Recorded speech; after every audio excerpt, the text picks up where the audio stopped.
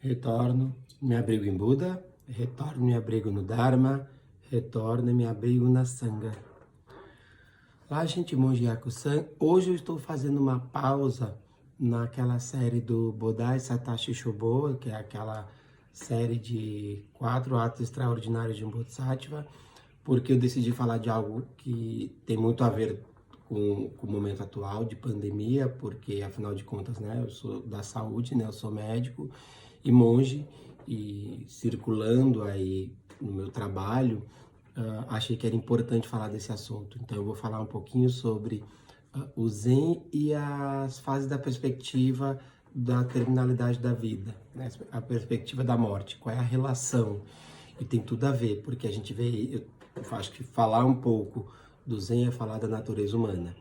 E vi me chamando a atenção que da própria imprensa e da ciência, que o isolamento social ele diminuiu bastante, né? Ontem eu vi imagens muito chocantes do mercado público de Porto Alegre.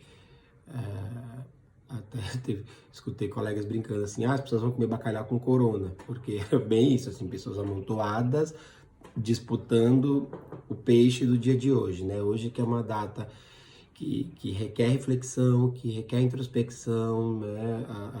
A gente teve essa semana o Pessah judaico, que trata da libertação do povo do Egito, né? E na Kabbalah a gente fala que o Egito é o ego.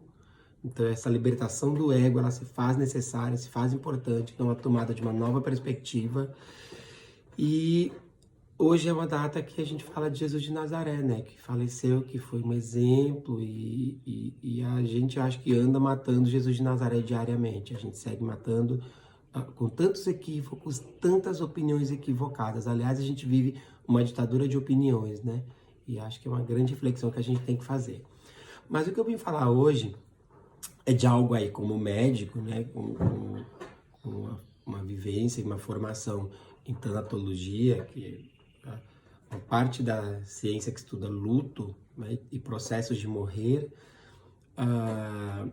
E eu vim falar um pouquinho das 5 fases da terminalidade da vida. Acho que quem é da saúde e quem trabalha com cuidados paliativos super conhece, mas é importante falar que vocês vão entender que tem muito a ver com esse momento atual. Né? Essas 5 fases elas foram descritas no final dos anos 60 por uma psiquiatra maravilhosa chamada Elizabeth Kübler-Ross. Tem um livro dela que é um clássico, né, que é o Sobre a Morte e o Processo de Morrer. E isso foi sistematizado, lembrando que as emoções humanas, né, como luto, esses processos, né, mais traumáticos, luto, perdas, rupturas, eles não são lineares. É importante falar disso, porque eu vou falar de 5 fases, mas vocês vão entender que na pandemia, talvez a gente se ache em algum momento delas, né? A última que a gente espera, que seria o ideal, e é o que a gente sente em Zazen para isso, é a aceitação. Porque na aceitação eu já tenho a serenidade, eu já tenho o processo todo completo, feito, e é interessante porque é o momento que realmente eu já não tenho mais nenhuma montanha-russa emocional, digamos assim.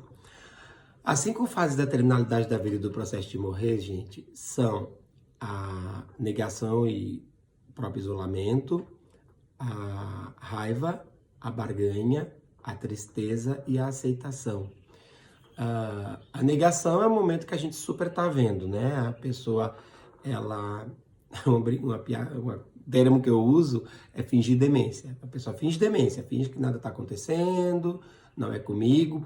Nós vivemos isso na epidemia de HIV nos anos 80 e 90, até porque como os primeiros casos foram detectados, né, em homossexuais, então infelizmente era chamado de peste gay ou câncer gay, e então as famílias, digamos, nucleares tradicionais, né, com papai, mamãe e filhinho, diziam, isso não vai chegar aqui, né, não é comigo.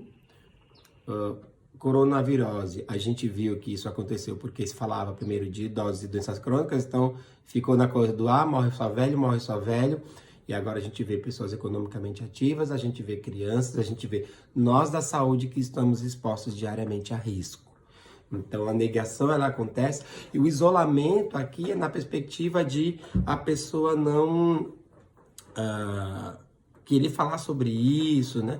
Isso, lembrando, não dura por muito tempo. Essa primeira fase é aquela coisa quando a gente fala dá um diagnóstico de câncer, né? Que é bem o caso que a Kubler-Ross estudou.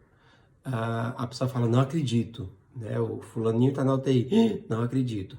Isso é negação, né? E é uma emoção comum do ser humano. O segundo estágio é a raiva. O ego, ele não consegue segurar a onda por muito tempo, né? Ele não consegue segurar a questão da negação, então as coisas começam a ficar problemáticas, né? Mesmo quem está dentro de casa, né? A gente for pensar em isolamento, a pessoa tá, não sei como é que tá lá fora, mas na dúvida eu vou ficar em casa.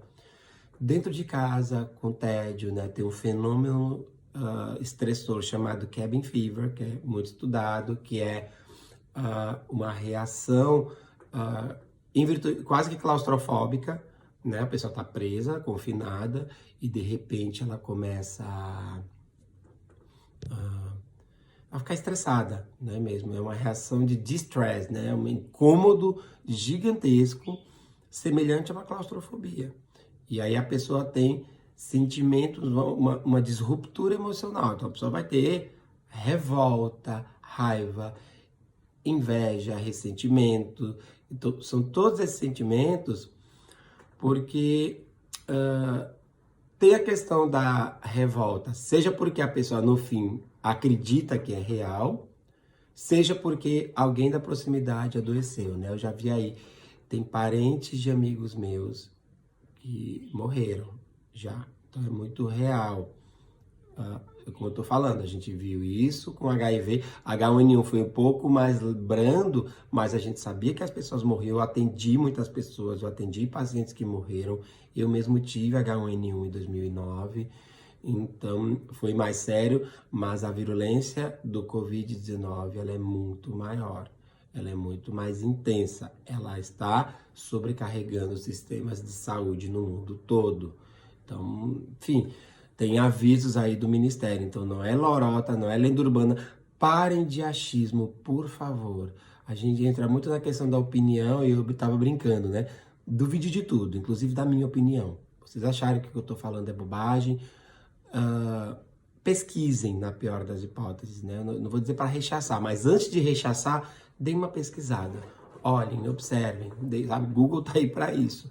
Porque a gente não tá falando da boca para fora, não tá falando à toa, não tá falando sem conhecimento de causa, né? Ainda mais no meu caso, alguém que vive da arma de Buda, alguém que cumpre nos preceitos de não mentir e alguém que tá na linha de frente, né, gente? Eu trabalho num programa de atenção domiciliar chamado Melhor em Casa, que eu atendo pessoas que, por sorte, estão confinadas porque a vida as deixou assim. Então, eu tenho pessoas com paraplégicas, com sequelas restritas ao leito. Minha preocupação é até maior de eu levar alguma coisa para elas.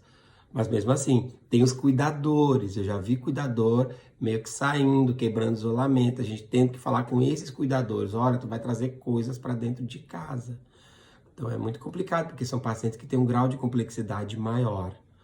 Então, na fase da raiva, a gente tem essa explosão de emoções, né? Pode ter essa cabin fever, que é tem até um nome para quem sofre disso, né? Que é o stir crazy, o stir do preso, né? Do presidiário, que é o estresse que as pessoas no sistema prisional passam num sistema superlotado, né? Então a gente está enfrentando um pouco disso.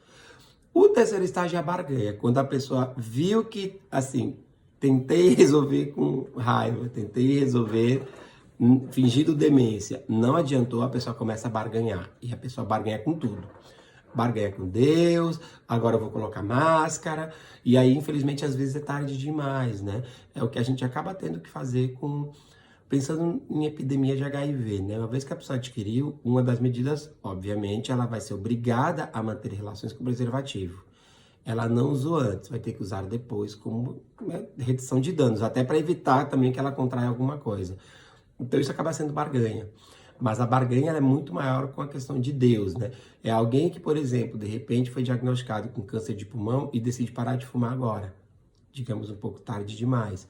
Então, quando a gente fala o fica em casa, o pico da pandemia não chegou no Brasil ainda, está começando É muito real. A gente está tendo recorde de morte diariamente. Até a ciência que está falando isso, são especialistas falando isso. Vai ter especialistas falando o contrário? Vai, mas a gente tem que cuidar de novo com opiniões. Opinião é uma coisa muito perigosa. O brasileiro adora dar opinião. É uma coisa que vem me mobilizando, é uma coisa que até me vem fazendo olhar menos para as telas, né? E é um pedido que eu faço, apesar que eu estou fazendo algo para a tela, para usem parcimoniosamente as telas. Né? Tenham cuidado com o que vocês assistem, escolham bons conteúdos e principalmente cuidem as horas, tá?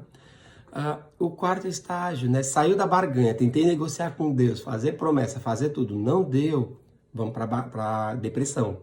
Então a pessoa se entristece, aquela coisa assim, o fim tá próximo, sei lá, o apocalipse, seja lá o que for, e a pessoa se entristece, se deprime, já não consegue às vezes negar que a coisa é real. Morreram pessoas ao meu redor, e eu tô falando disso, gente, adaptando para a pandemia, porque a gente vê isso em pessoas com diagnóstico mais sério, com cuidadores, a gente vê isso também. As fases do luto tem um outro processo, é semelhante, mas não é igual, né? Essas 5 fases aqui são da terminalidade da vida, ou seja, diante de algo potencialmente letal, eu tô falando. E aí a pessoa se desanima, se entristece, chora, ela tem uma questão de perda, parece que ela perdeu, né? Então ela se entrega. E aí às vezes também é perigoso, porque aí a pessoa também pode acabar se descuidando, né? Eu já vi isso com pacientes com HIV, eu que cuido de pacientes soropositivos, aí até em situações mais graves, às vezes aqueles relaxam ou deixam de tomar as medicações, né? E na pandemia tem isso também, a gente tem que ter cuidado, porque a pessoa se deprime, aí que a pessoa, vou lá e alguém mais triste, ou acaba cometendo algo mais sério dentro de casa, ou faz aquela coisa do suicídio homeopático, que é a coisa da pessoa afrouxar bastante os hábitos de vida e se entregar e, vou pegar, sabe? Então é perigoso isso. Para no fim ter aceitação, que aí é quando a pessoa tem a serenidade, entender o processo. Isso a gente faz quando senta em zazen. A gente tenta meio que pular tudo isso para sentar em zazen. Primeiro é se observar em profundidade. Não é negar se eu estou em uma dessas fases. Eu posso estar negando, achando que é só uma gripezinha, como foi dito, a gente está vendo que não é. Eu posso dizer que, tô muito chateado, tô revoltado com o mundo, Deus não ouve minhas preces. Então, a gente senta e observa isso. A gente aprende a observar em profundidade. Então, é isso quando a gente fala em zazen, tem vários zazens aí acontecendo nas redes, é para isso. Então, eu dei uma pausa aí naquelas fases para poder falar um pouco disso. Então, é isso, tá? Observem se a gente está em alguma dessas fases, né? Ou tá negando, ou tá isolado, recluso, sem falar, ou tá com raiva, ou tá querendo barganhar algo com Deus, ou de repente agora se tornando alguém mais gentil e coisa e tal, ou triste, deprimido, ou aceitou, ou entendeu a realidade assim como ela é. Isso no Zen a gente exercita, a gente tenta, né, fazer. Não é tarefa fácil, ninguém está dizendo que é fácil, a gente senta em zazen para se observar. Estou em alguma dessas fases? Então é um pouco disso que a gente tem que entender e observar, tá bem? Hoje ainda vai ter vídeo também do Bodai Satoshi Shobo, né, das palavras amorosas, né, do discurso amigável, amistoso. Eu vou fazer um vídeo, hoje eu estou falando um pouco isso aqui, porque é isso, cuidem essas 5 fases. E segundo ponto, cuidem as opiniões. Opinião, a gente está tendo uma pandemia de opiniões, eu acho que é demais. A gente brinca, né? Cada um que agora é especialista em olhar curva, especialista em fabricação de máscara, especialista em tamanho de vírus, perigoso. Claro que quem tem conhecimento de causa legal, quem está estudando, lendo, ok, mas também cuidem para não se soterrar de informações, também para não distorcer as informações e distorcer a realidade. É igual a gente fala no budismo da iluminação, as pessoas distorcem a iluminação. O que é o conceito de iluminação? Essa que Buda teve. Então, cuidem isso.